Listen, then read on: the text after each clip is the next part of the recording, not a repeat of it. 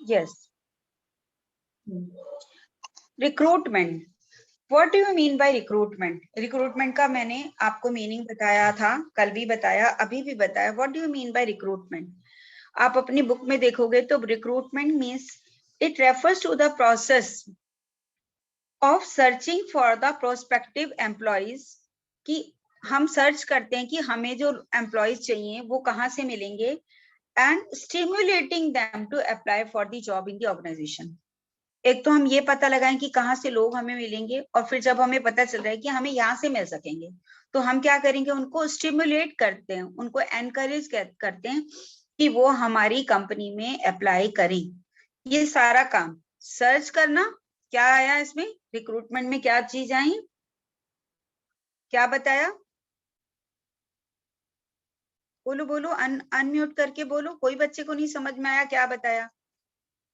Searching for the prospective employees.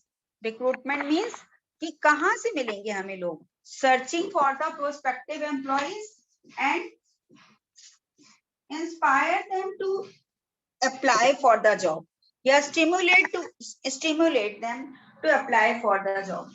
इसमें क्या है, सर्चिंग देम। रिक्रूटमेंट क्या होता है? रिक्रूटमेंट सर्चिंग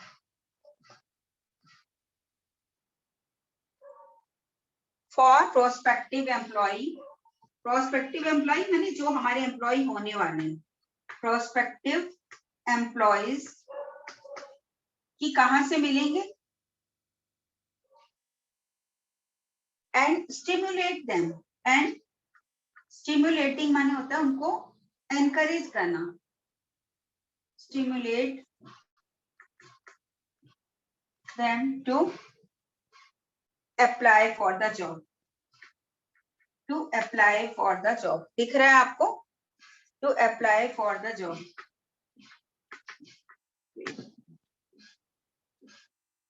हम रिफ्लेक्शन आ रही है। अभी मैं चेंज कर दूंगी, अभी दिखेगा आपको।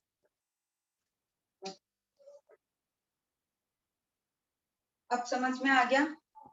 Yes ma'am. अब ठीक दिख रहा है? तो ये यस मैम। रिक्रूटमेंट में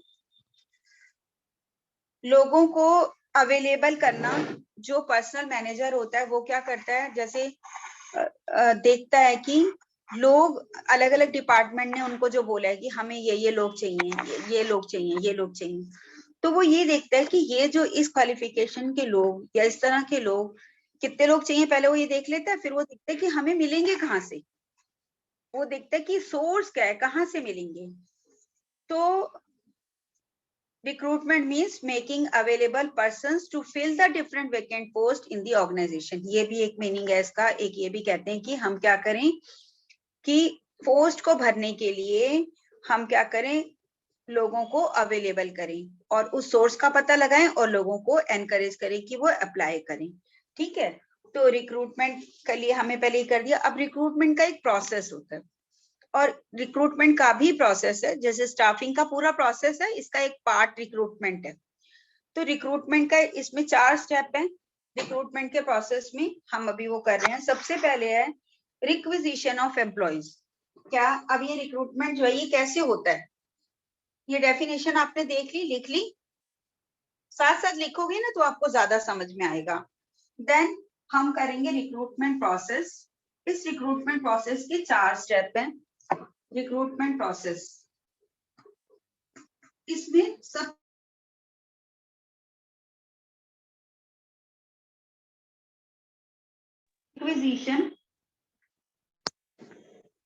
रिक्विजिशन ऑफ एम्प्लॉइज। क्या मतलब है? रिक्विजिशन होता है कि रिक्वायरमेंट, ऐसे याद कर लो, रिक्विजिशन एक तरह से रिक्वायरमेंट से बना है कि अलग अलग डिपार्टमेंट जो हैं वर्कलोड एनालिसिस करके, वर्कफोर्स एनालिसिस करके ये पता लगा लेते हैं कि हमारे डिपार्टमेंट में इतने लोगों की जरूरत है, और फिर वो पर्सनल मैनेजर के पास रिक्विजिशन भेजते हैं कि हमें इतने लोगों की जरूरत है जिनके अंदर ये क्वालिफिकेशन होनी चाहिए। तो ये अलग अलग डिपार्टमेंट से क्या आती है, उनके पास रिक्विजिशन आती है कि हमको इतनी रिक्वायरमेंट है। तो recruitment process begins with the requisition of the employees. After determining the need of the employees in their respective department, the departmental manager bring it to the notice to the personnel manager. जो departmental manager होता है, अलग अलग department के manager, जैसे purchase department का manager जो है वो देखेगा मेरे यहाँ कितने लोगों की जरूरत है, सेल्स डिपार्टमेंट का मैनेजर देखेगा उसके यहाँ कितने लोगों की जरूरत है, और कौन से दो एनालिसिस करके पता लगाएगा, अभी अभी बताया, कौन से दो एनालिसिस करके वो रिक्विजिशन बनाते हैं, workforce and requirement, workforce analysis and workload analysis. Workload analysis का मतलब है हमें कितने लोगों की जरूरत पड़ेगी, वर्कफोर्स एनालिसिस का मतलब है कि हमारे पास कितने लोग हैं, अब हैं और जितने लोगों की जरूरत पड़ेगी वो देखते हैं कि अगर हमारे पास कम है लोग तो हम अगर बोला और ज्यादा लोगों के लिए रिक्विजिशन भेज देते हैं पर्सनल मैनेजर के पास। ठीक है, अब सबसे फर्स्ट स्टेप हो गया रिक्विजिशन आ गई कि अलग अलग डिपार्टमेंट ने पर्सनल मैनेजर को बोल दिया कि हमें ये लोग चाहिए, इतने इतने लोग चाहिए, उनके अंदर इतनी इतनी क्वालिफिकेशन होनी चाहिए। Then identification of the source of the recruitment, second है इसके बाद आइडेंटिफिकेशन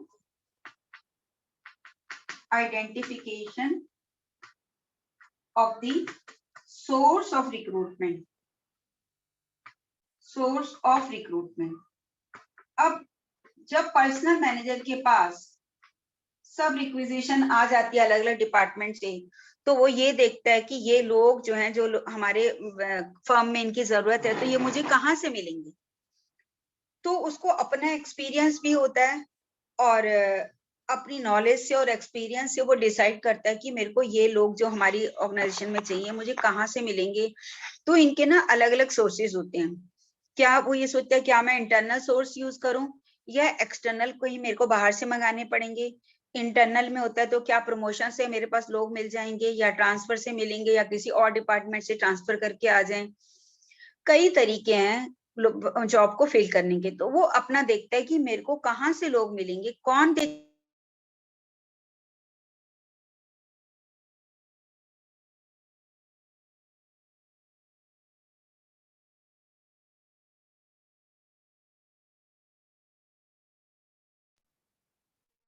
यस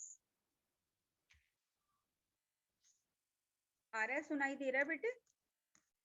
यस मैम। तो इसके बाद वो ये देखता है कि मेरे को कहाँ से ये जो रिक्वायरमेंट रिक्विजिशन मेरे पास आई है इसको मैं कहाँ से फिल करूं, इंटरनल सोर्स से करूं या एक्सटर्नल से करूं। ये वो अपने आप डिसाइड करता है। कौन डिसाइड करता है? पर्सनल मैनेजर, जिसके ऊपर ये जिम्मेदारी होती है उन जॉब्स को फिल करने की। देन थर्ड आता है invitation to the interested people. Third क्या है? इन्विटेशन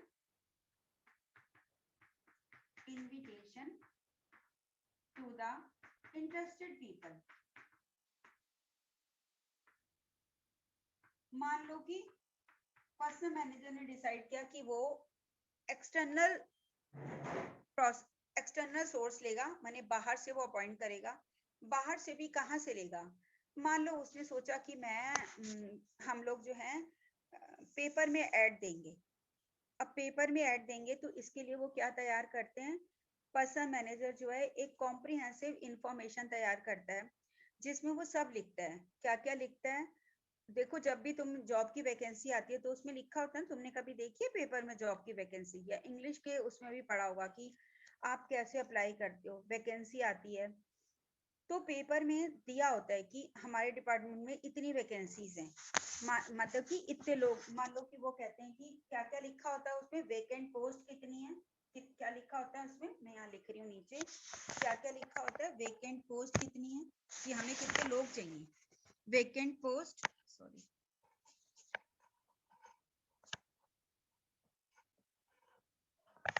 क्या क्या लिखा होता है, वैकेंट पोस्ट कितनी है, कितने लोग हमें चाहिए। मान लो वो कहता है 50 लोग हमें चाहिए। फिर वो क्या कहता है, नेचर ऑफ जॉब, किस तरह का जॉब होगा, कि नेचर ऑफ जॉब क्या काम करना पड़ेगा, अकाउंटेंट चाहिए या हमें लेबर चाहिए, मैनेजर चाहिए, क्या चाहिए, नेचर ऑफ जॉब। फिर उसके लिए हमें क्या क्वालिफिकेशन रिक्वायर्ड है, किस तरह के लोग चाहिए, उनकी क्वालिफिकेशन मेंशन की जाती है कि ये इतने पढ़े लिखे लोग चाहिए। देन उनको एक्सपीरियंस कितना हो, कई लोग बिल्कुल कहते हैं कि हमें 10 साल के एक्सपीरियंस वाले लोग चाहिए, 5 साल के चाहिए, या फ्रेश लोग, कई कंपनी सीधा फ्रेश रिक्रूट करती हैं, तो एक्सपीरियंस की बात की होगी। और साथ में डिटेल ऑफ सैलरी, ये सब चीजें जो हैं उस एडवर्टाइजमेंट में लिखी होती हैं, जबकि कोई जो पर्सन मैनेजर जो होता है वो पेपर में देता है या कहीं पर भी देता है, तो उसमें ये सारी डिटेल लिखी होती है। और कंडीशंस ऑफ द एम्प्लॉयमेंट, ये भी लिखा होता है कि क्या कंडीशन रहेगी, कंडीशंस ऑफ द एम्प्लॉयमेंट।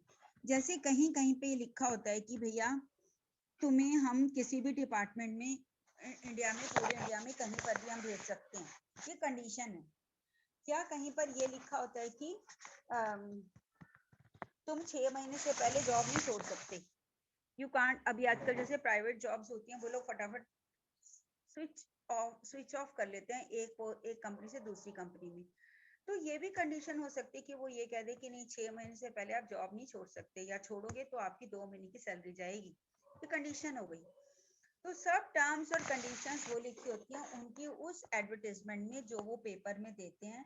तो ये सब लिख के और वो कहते हैं कि लोगों को कहते हैं कि तुम अप्लाई करो, this is called invitation to the interested people. ये थर्ड स्टेप है रिक्रूटमेंट प्रोसेस का। फर्स्ट है requisition of the employees, second है identification of the source of the recruitment, कि हम कौन से सोर्स से लेंगे, इंटरनल से या एक्सटर्नल से। इंटरनल ले रहे हैं तो कौन से सोर्स से लेंगे, एक्सटर्नल ले रहे हैं तो कौन से सोर्स से लेंगे। और जब हमने एक बार सोर्स डिसाइड कर दिया तो हम क्या करते हैं, इनविटेशन मंगाते हैं। तो invitation to the interested people, जिसमें हम ये सारी डिटेल लिख के हम क्या करते हैं, इनविटेशन मांगते हैं। हम उनको कहते हैं कि तुम आओ हमारे यहाँ अप्लाई करो। Then preparing the list of the deserving applicants, this is the fourth step. Fourth step में क्या है, preparing, this is the fourth step, preparing the list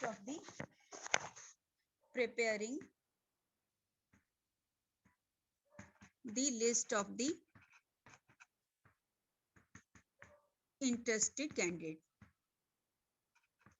interested applicants, कि जो एप्लीकेंट इंटरेस्टेड हैं उनकी हम लिस्ट बनाएं, कि डिजर्विंग इंटरेस्टेड नहीं, deserving, preparing the list of the deserving applicant. अब डिजर्विंग का क्या मतलब है कि बहुत सारे लोगों ने हमारे पास एप्लीकेशन भेजी, 50 लोगों की हमारे यहाँ वैकेंसी थी, हमारे यहाँ 5000 एप्लीकेशन आ गई। उसके बाद हम ये देखते हैं कि कौन सी एप्लीकेशन पे जो हमने रिक्वायरमेंट मांगी थी, माने हमने एक्सपीरियंस का 5 साल का चाहिए, कोई 2 साल वाला भी अप्लाई कर रहा है तो उस लिस्ट को हम हटा देंगे। मान लो हमने क्वालिफिकेशन मांगी है कि वो हमें ग्रेजुएट चाहिए, वो 12th पास है, हटा दो। तो इस तरह से हम देखते हैं कि कौन सी हमारी जो क्वालिफिकेशन को हम जो चीज मांग रहे हैं उसको पूरा कर रहा है, जो पूरा कर रहा है उसको रख लो और उसकी फिर एक लिस्ट बना लेते हैं। यहाँ तक लिस्ट बनाने तक का काम किसमें आता है, रिक्रूटमेंट में। समझ में आया, सोर्स का पता लगाना, लोग को अप्लाई करने के लिए एनकरेज करना, और फिर हम उसमें अप्लाई उनको इनविटेशन देते हैं और फिर डिजर्विंग कैंडिडेट की लिस्ट बना लेते हैं। यहाँ तक का जो फंक्शन है, इट कॉल्स रिक्रूटमेंट। स्टाफिंग का सबसे पहला फंक्शन क्या था, स्टाफिंग का कल हमने स्टाफिंग प्रोसेस किया था, तो सबसे पहला फंक्शन क्या था बताओ, कोई नहीं बता पा रहा। Estimating the manpower requirement. पहले हमने ये पता लगा लिया कि कितनी रिक्वायरमेंट है, और फिर दूसरा फंक्शन क्या है, रिक्रूटमेंट, जो हमने अभी अभी किया है ना। तो रिक्रूटमेंट में अभी हमने जो इसमें रिक्रूटमेंट में कहा कि जहां हम ये कहते हैं identification the source of recruitment, कि हम आइडेंटिफाई करता है पर्सनल मैनेजर की कौन सा सोर्स ऑफ रिक्रूटमेंट वो यूज करेगा। तो इसमें मैंने आपको बताया था 2 तरह के सोर्सेज होते हैं, कौन कौन से, एक तो इंटरनल सोर्स और एक एक्सटर्नल सोर्स। यहाँ से हम दूसरी वीडियो रिकॉर्ड करेंगे, मैं इसको यहीं ऑफ कर रही हूँ और हम अभी दोबारा से यहीं से क्लास शुरू कर रहे हैं।